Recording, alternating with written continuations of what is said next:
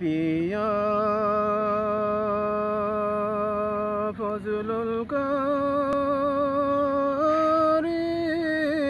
মাওলানা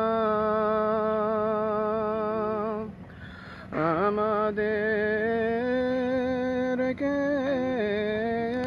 এতিম করে চলে গেলেন, আমাদেরকে এতিম করে চলে গেলেন। বরিশাল জেলা চরমনাইতে জন্ম নিয়া, বরিশাল জেলা চরমনাইতে জন্ম নিয়া আমাদেরকে এতিম করে চলে গেলেন। 17 মুরিদ এতিম করে চলে গেলেন। সবার পিয়া ফজলুল কারীম মাওলানা আমাদেরকে এতিম করে চলে গেলেন। লাখ লাখ মাওলার প্রেমিক আপনি বানাইয়া জান্নাত বাগে মহাসুখে নাচেন ঘুমাইয়া। এই চরমনাই ছেড়ে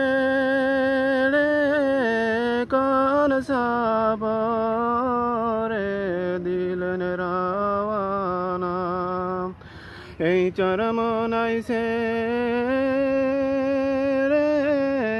কোন সাবরে দিলেন রাওয়ানা। সবার পিয়া ফজলুল কারীম মাওলানা আমাদেরকে